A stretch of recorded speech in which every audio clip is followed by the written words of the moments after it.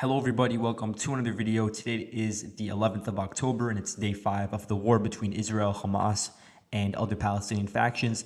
I had a whole video planned out today where I was going to go through a lot of the details from the past 24 hours in depth, but really I can't do that now because there was a pretty large incident that happened a couple of hours ago that I have to discuss, and that's in northern Israel. There was this massive false alarm, and I'm going to show the map where you can see every single red alert.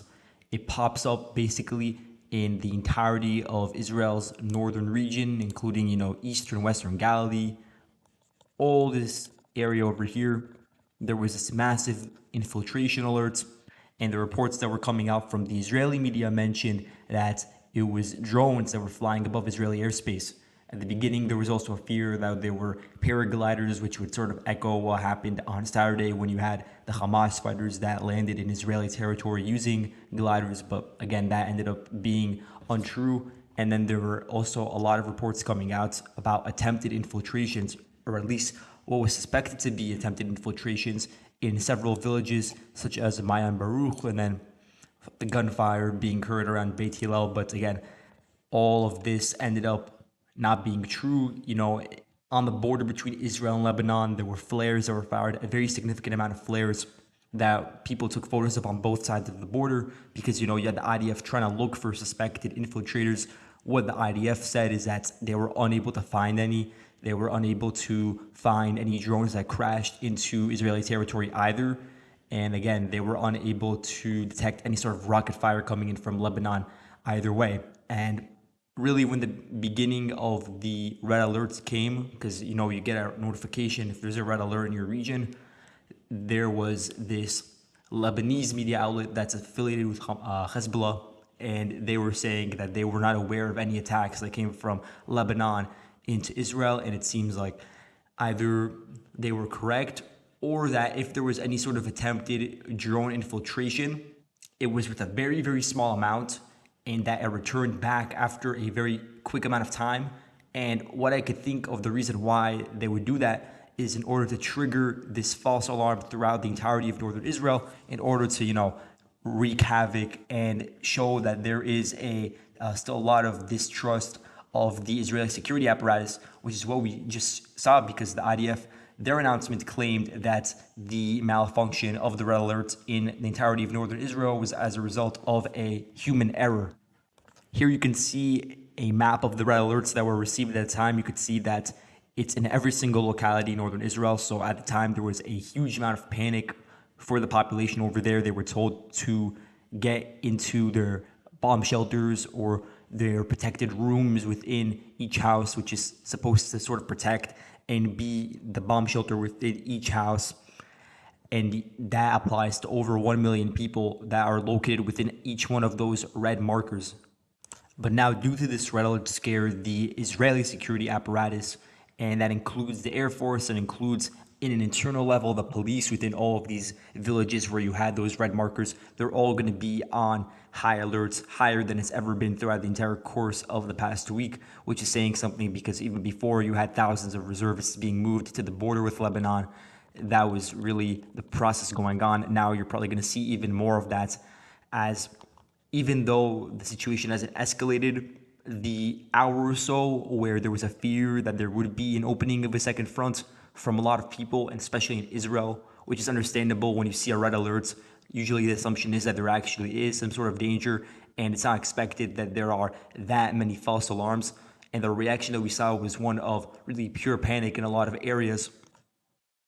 But what I'll say about the situation over here, looking first at the Israeli perspective, is that they would not want to open up a second front in Lebanon anytime soon. The reason why is pretty clear. The Israeli focus, at least by most of the defense apparatus, is aimed at, first of all, quelling Hamas and PIJ and other Islamic factions within the Gaza Strip itself. That's the number one goal. And then the secondary view is at, first of all, securing the border with Lebanon. That's extremely critical. But opening up a second front at the same time, it just doesn't make sense, especially given the fact that Hezbollah has a much larger arsenal of missiles, of drones. And they would be able to fire at much longer ranges, in essence, into every single major Israeli populated area, and especially at a time where the IDF was caught off guard, where they are still in the process of mobilizing so many forces. And those forces, again, they need to receive all of the equipment, they need to be assigned to units, they need to be provided with proper amount of logistical supports. And Israel, at least from what we've seen, based on the initial advances from Hamas on Saturday, they were completely unprepared. So how could you expect them now to prepare in the course of 5 days and then open up another front against an even stronger force? So for now, I think that the Israelis are on more so of a defensive posture on the border with Lebanon, trying to do everything they can not to escalate the situation, while also trying to go tit for tat to show that they are still a strong force in the region, to disincentivize a Hezbollah attack. And then I also think you could say the same thing about Hezbollah. I think Hezbollah, at the moment, they're still trying to avoid an escalation that could obviously change in the future. But let's just look at some of their actions so far. Most of the activity we've seen from them, for instance, over here where I have a geolocated marker, is, for instance, them just responding to an Israeli presence on the border or following some sort of skirmish. So it's been very small scale attacks. The Israelis sometimes have been firing artillery mortars, sending drones towards Hezbollah positions and observation posts that are very, very close to the border. And that's really the full extent of the fighting. The Hezbollah forces have not launched any of their rockets so far. The rockets that have been fired, they came from, I believe, the Quds force from the Palestinian Islamic Jihad.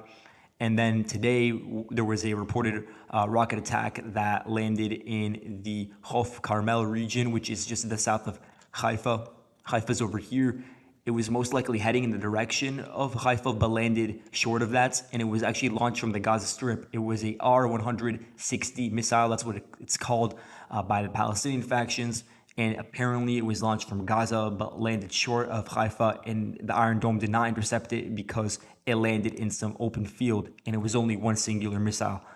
So for now, again, Hezbollah are still monitoring the situation. They're trying to disincentivize an Israeli attack as well. They're trying to give Israel warnings based off of what we've seen from their activity of mobilizing their own forces and sending them to the border. That's pretty clear. But in terms of posturing for an offensive activity, I think that is a stretch too far at the moment, especially from the Israeli perspective when they're preparing to go in for a ground invasion.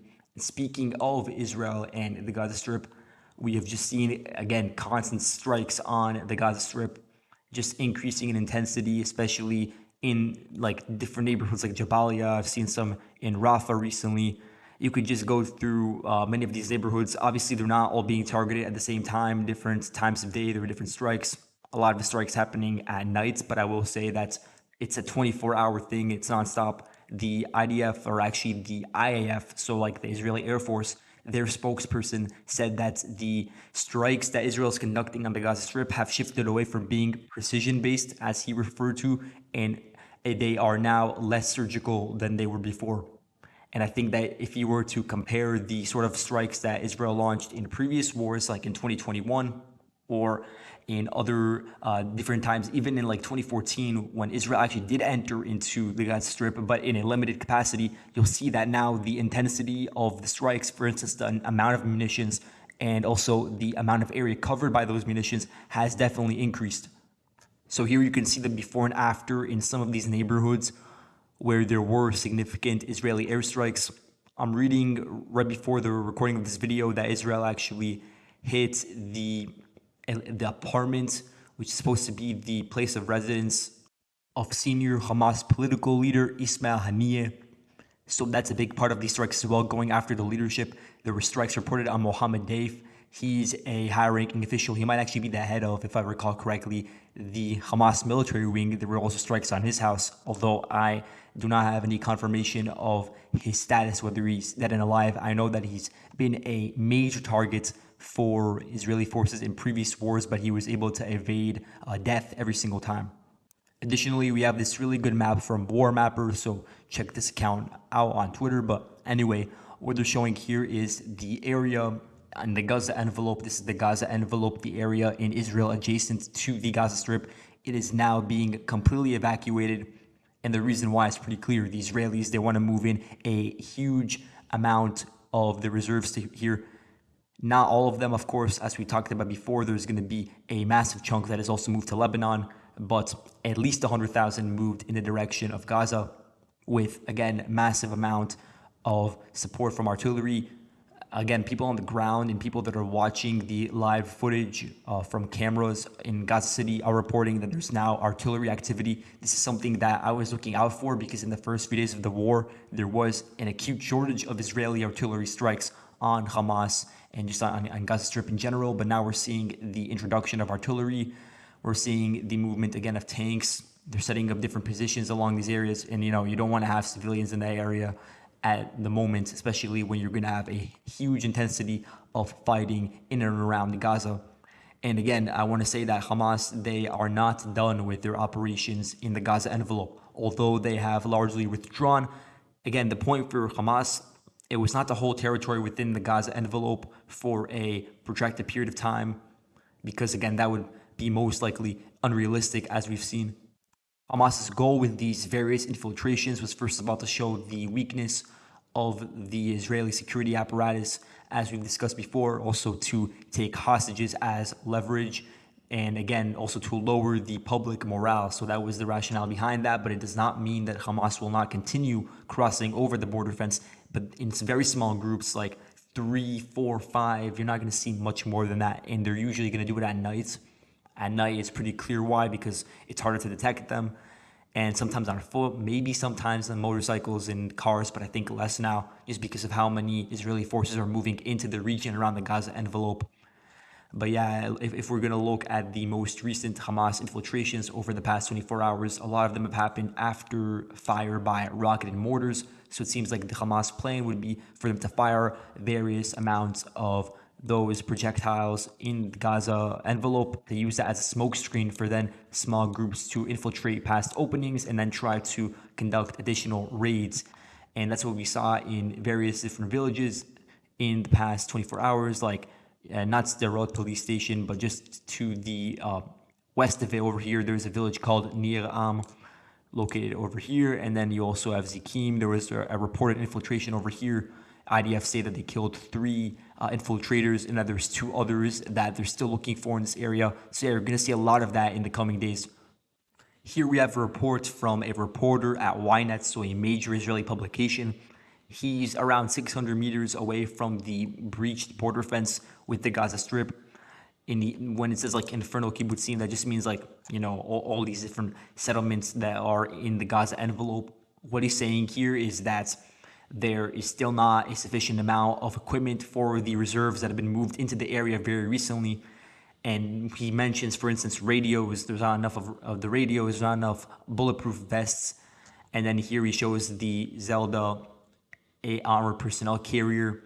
So again, what he's saying here is that despite the fact that you have a huge amount of forces being moved in, there's still not a proper amount of equipment that would allow them to conduct an effective operation within the Gaza Strip yet.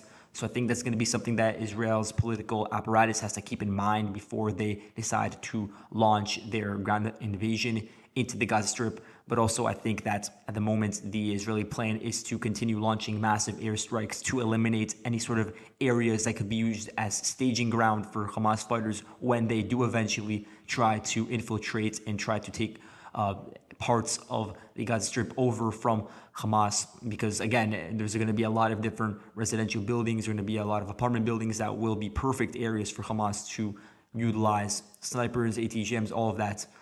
So that's a part of the equation for the people that are thinking about that within the Netanyahu administration.